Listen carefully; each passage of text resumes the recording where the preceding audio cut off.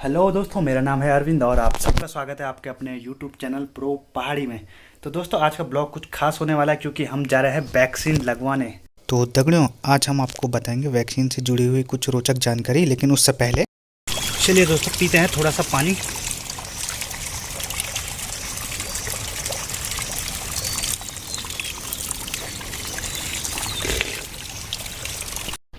तो दोस्तों, हम पानी पी चुके हैं, अब चलते हैं आगे की तरफ। तो दोस्तों, चलते चलते आपसे कुछ जानकारी साझा करना चाहूँगा। आप में से कई लोग सोच रहे होंगे कि वैक्सीन लगवाएं या न लगवाएं, ये सेफ़ है या नहीं। तो दोस्तों, आज मैं कुछ बताने वाला हूँ आपको वैक्सीन से जुड़े हुए कुछ तथ्य, और ये भी बताऊँगा साथ में कि वैक्सीन काम कैसे करती है और हमें क्यों लगवानी चाहिए। और लेकिन सबसे पहले आपको इसका इतिहास जानना पड़ेगा, और ये भी जानना पड़ेगा कि पहली वैक्सीन कब बनी थी, कैसे बनी थी। इससे आप ये समझ जाओगे कि वैक्सीन काम कैसे करती है और हमें इससे क्यों लगवाना चाहिए, और कितने लोगों ने कितनी कुर्बानियाँ दी हैं ताकि हम लोग बच सके। तो दगड़ियों, आप समय में थोड़ा पीछे चलते हैं। समय है 18वीं सदी का यूरोप। पूरे यूरोप में स्मॉल पॉक्स यानी कि चेचक एक महामारी का रूप ले चुका है और हर साल लगभग 1.5 करोड़ लोग इससे मारे जा रहे हैं। लेकिन मान्यता है कि काउपॉक्स वालों को चेचक नहीं होता। दोस्तों, अब ये काउपॉक्स क्या है? काउपॉक्स गाय के संपर्क में आने से होने वाली एक बीमारी है जिसमें हाथ पैरों या शरीर के अंगों पर छोटे छोटे फफोले हो जाते हैं। काउपॉक्स से संक्रमित लोगों को चेचक नहीं होता। इसी यूरोपीय मान्यता को आधार बनाकर इस पर शोध कार्य शुरू किया एडवर्ड जेनर ने। एडवर्ड जेनर एक चिकित्सक थे। तो दोस्तों, फिर डॉक्टर एडवर्ड जेनर ने जेम्स फिलिप्स, जो मात्र 8 साल का एक बच्चा था, उस पर काउपॉक्स इंजेक्ट किया और 2 दिन तक उसे अपनी निगरानी में रखा।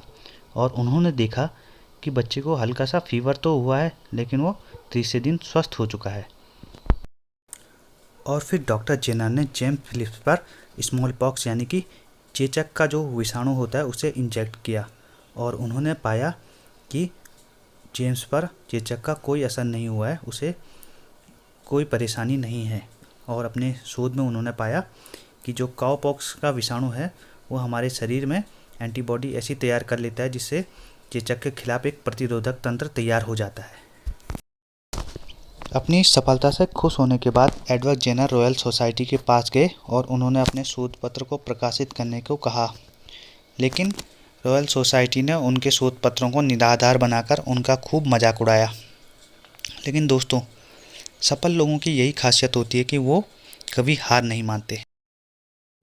इसके बाद एडवर्ड जेनर ने 23 लोगों पर अपने प्रयोग करने शुरू कर दिया, और उन 23 लोगों में से उनका एक खुद का बच्चा भी था जो मात्र 11 महीने का था। और सारे 23 केस सक्सेसफुल थे उनके, यानी कि सब चेचक से बच चुके थे। और इस बार रॉयल सोसाइटी एडवर्ड जेनर के प्रयोगों को नज़रअंदाज नहीं कर सकी, और उन्होंने मान लिया कि चेचक का इलाज मिल चुका है, और एडवर्ड जेनर को आर्थिक सहायता दी, और साथ ही ये भी कहा कि अपना आगे का शोध जारी रखिए। तो दगड़ियों, जो एडवर्ड जेनर थे उन्हें दुनिया का सबसे ज़्यादा जान बचाने वाला डॉक्टर भी माना जा रहा है। उन्होंने चेचक का टीका ऐसे दौर में ढूंढा जब यूरोप में हर साल 1.5 करोड़ लोग मारे जा रहे थे। दगड़ियों, ये तो थी दुनिया के सबसे ज़्यादा जान बचाने वाले डॉक्टर की कहानी, जिन्होंने पहला टीका, पहली वैक्सीन बनाई, और जिनका नाम था एडवर्ड जेनर। तो दोस्तों, अब हम आपको बताएंगे हमें इस समय वर्तमान समय में वैक्सीनेशन क्यों करवाना चाहिए, और ये वैक्सीन है ये किस तरह से काम करती है। तो दोस्तों, जो वायरस होता है, कोई सा भी वायरस लीजिए, जैसे हाल में ही लेते हैं कोविड का वायरस है, वो एक नया वायरस है, और जो हमारे शरीर की रोग प्रतिरोधक क्षमता है वो उससे बचकर आसानी से निकल जाता है, क्योंकि वो उससे पहले हमारे शरीर में कभी नहीं आया, संपर्क में कभी नहीं आया, और जो हमारा प्रतिरोधक तंत्र है वो उसे पहचानता नहीं है, जिस कारण वो वायरस शरीर में अपनी आबादी बढ़ाता है और हमें संक्रमित करके बीमार कर देता है। लेकिन दोस्तों, वैक्सीन में क्या होता है? वैक्सीन में जो इस कोरोना वायरस है उसका एक आरएनए का छोटा सा कण लिया जाता है जिसे निष्क्रिय कर दिया गया है। निष्क्रिय यानी कि अब ये मल्टीप्लाई नहीं हो सकता, ना ही ये नुकसानदायक है, बस ये निष्क्रिय हो चुका है। लेकिन शरीर की जो रोग प्रतिरोधक क्षमता है वो इसे पहचानने लग जाती है, और उसके कारण जब असली सक्रिय वायरस कभी हमारे शरीर में प्रवेश करेगा तो हमारी रोग प्रतिरोधक क्षमता पहचान जाएगी कि ये एक वायरस है और उससे लड़ने लग जाएगी, जिससे कई ज़्यादा चांसेस हैं कि हम लोग बच जाएं इस भयानक महामारी से। तो दोस्तों, इसी प्रकार जो ये वैक्सीन है वो काम करती है।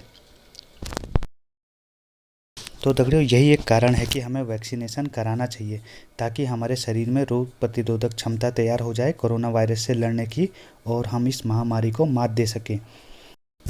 तो दगड़ियों, मेरा आप सबसे अनुरोध है कि आप लोग भी वैक्सीनेशन कराएं, वैक्सीन ज़रूर लें, और साथ में अपनी सुरक्षा का भी ध्यान रखें। अगर आप वैक्सीनेशन कराते हो, वैक्सीन लेते हो, तो इसका मतलब ये नहीं कि आपको कभी कोरोना नहीं हो सकता। इसका सिर्फ एक ही मतलब है कि आपके अंदर कोरोना से लड़ने की रोग प्रतिरोधक क्षमता तैयार हो चुकी है, और आपके चांसेस ज़्यादा हैं इस बीमारी से जीतने के। और साथ ही वैक्सीन लगाने के बाद भी मास्क पहने और हाथ सैनिटाइज करना ना भूलिए, और अपनी सुरक्षा के साथ साथ दूसरों की सुरक्षा का भी ख्याल रखिए। तो दगड़ियों, इस टाइम हम हैं वैक्सीनेशन सेंटर में, यानी कि तुंगेश्वर इंटर कॉलेज चोपता में। यहाँ पे वैक्सीनेशन होगा और लगवाते हैं वैक्सीन। तो दगड़ियों, यहाँ पे चल रहा है वैक्सीनेशन का काम, और मेरी बारी भी आएगी जल्द ही। और ये देखिए दोस्तों, मेरा नंबर भी आ ही गया।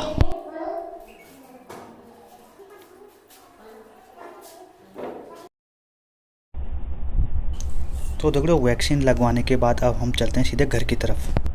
तो दगड़ियों, आप हो चुके हैं 2 दिन पूरे वैक्सीन लगाए हुए, और आप सोचोगे वीडियो अभी तक क्यों नहीं अपलोड किया। तो इसलिए अपलोड नहीं किया था दोस्तों मैंने, क्योंकि मैं चाहता था कि रिएक्शन भी बता दूं आपको क्या होता है वैक्सीन लगाने के बाद।